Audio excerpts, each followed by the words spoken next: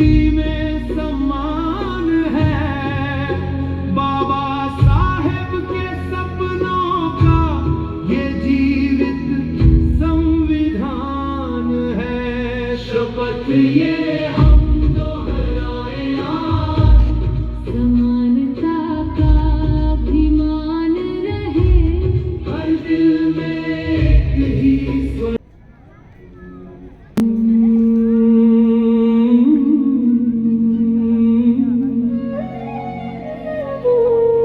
धरती ये अनेक रंगों की, फिर भी एक पहचान है।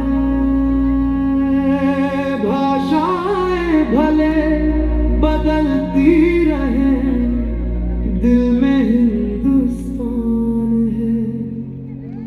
संविधान की रोशनी में हर जीवन का सम्मान है, सपनों को जो पंख दे वो भारत महान है।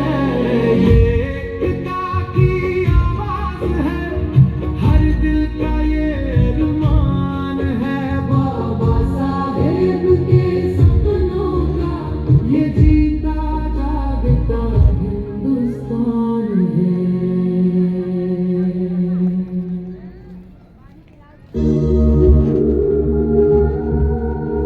एक रात पिता और छोटा भीमराव घर के बाहर बैठे थे।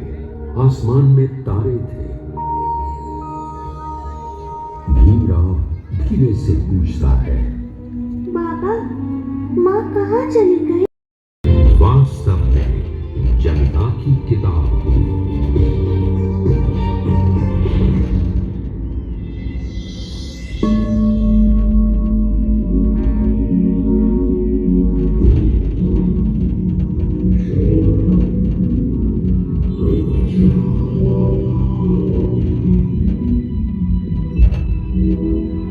अपने जीवन के अंतिम वर्षों में उन्होंने धम्म को अपनाया, बुद्ध के मार्ग को, जो करुणा, शांति और समानता पर आधारित है। उन्होंने कहा, मैं ऐसे धर्म को नहीं मान सकता जो मनुष्य को मनुष्य न समझे। उनका धर्म, उनकी करुणा मेरे हर मूल्य में बसती है। मैंने उनका ही प्रतिबिंब की। उनकी भूमिका देश की एकता, अखंड संख्यक सुरक्षा आदि में परिलक्षित होती है तथा भारतीय संविधान एवं बौद्ध धर्म की पुनर्स्थापना कर सिद्धता स्थापित करती है। अगर तू व्हाट्सएप पे लगोगा फिर हम ना लगा होगा।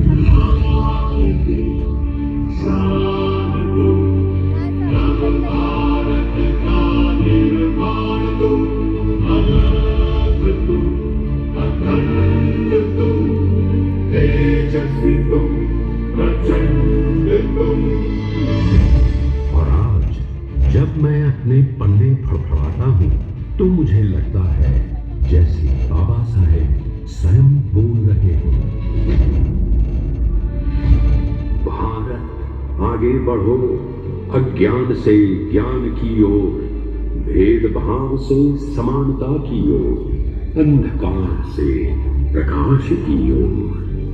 आज मैं भारत का संविधान ये घोषणा करता हूँ, मैं केवल कानून नहीं, मैं आम्बेडकर का सपना हूँ और वो सपना आज भी इस देश की धड़कन में बसता है।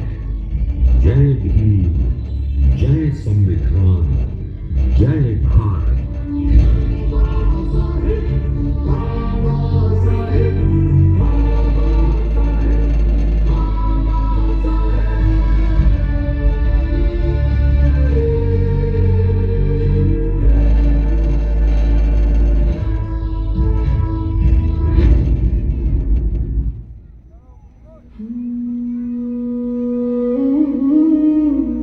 संविधान की रचना में हर आंसू का मान है, अन्याय के अंधेरों से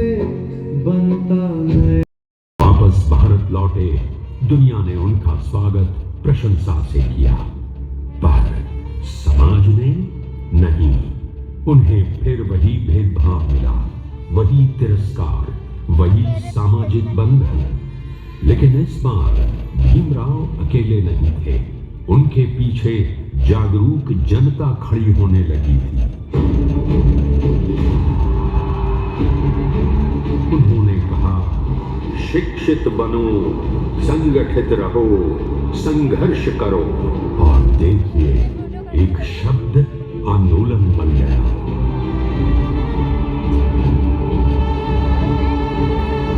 पहाड़ सत्याग्रह, जब पानी पीने का अधिकार भी लड़ाई का कारण बना।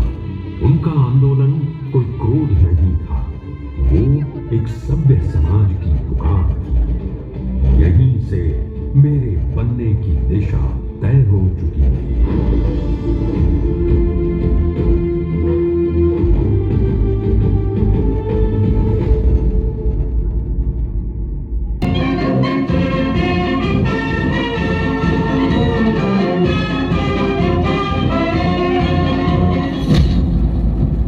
देश नया था, पर घाव पुराने थे। नए भारत के निर्माण के लिए एक महान शिल्पी चाहिए था।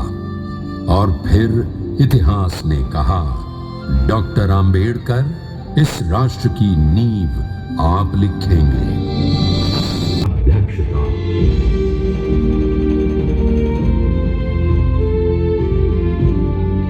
संविधान सभा की विशाल बैठकें, लंबी बहसें, दिन रात चलने वाले विचार विमर्श, और मेरे हर पन्ने पर उनके विचारों का प्रकाश उतरता गया।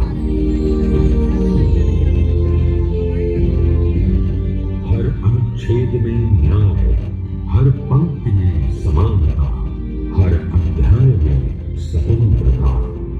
उन्होंने मजदूर, महिला, किसान, दलित, अल्पसंख्यक, हर उस नागरिक को आवाज दी। और उसी समानता की भावना को आगे बढ़ाते हुए डॉक्टर भीमराव रामजी आंबेडकर ने हिंदू कोड बिल प्रस्तुत कर नए भारत के निर्माण में महिला अधिकारों का नया अध्याय प्रस्तुत किया।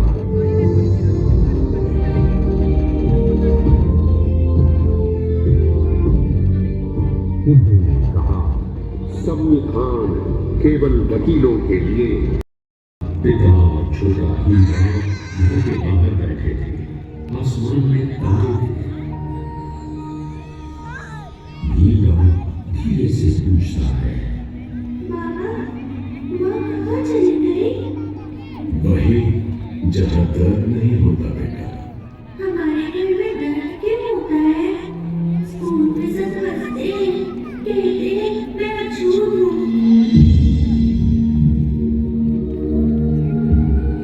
अछूत क्या होता है बाबा? राम जी के लिए ये उत्तर आसान नहीं था। वे चुप रहे, फिर धीरे बना चले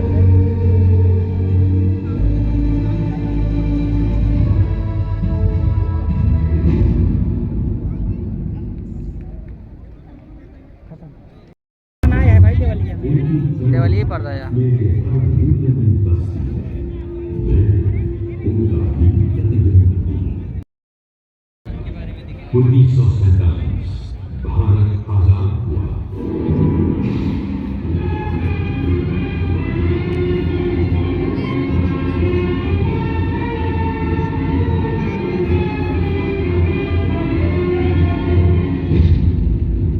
देश नया था, पर घाव पुराने थे।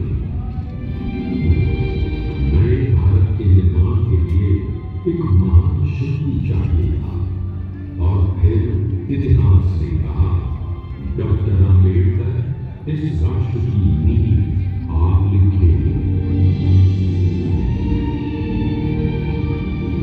और संविधान सभा ने दायित्व सौंपा। संविधान की पार्लियामेंट कमेटी की अध्यक्षता।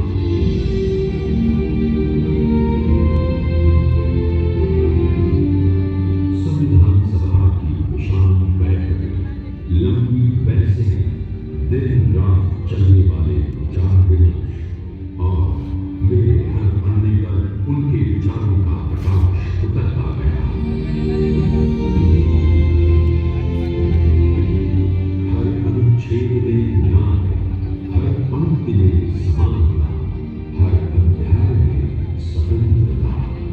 उन्होंने मजदूर, महिला, किसान, दलित, अल्पसंख्यक हर उस नागरिक को आवाज दी और उसी समानता की भावना को आगे बढ़ाते हुए डॉक्टर भीमराव रामजी आम्बेडकर ने हिंदू को बिल प्रस्तुत कर नए भारत के निर्माण में महिला अधिकारों का नया अध्याय प्रस्तुत किया।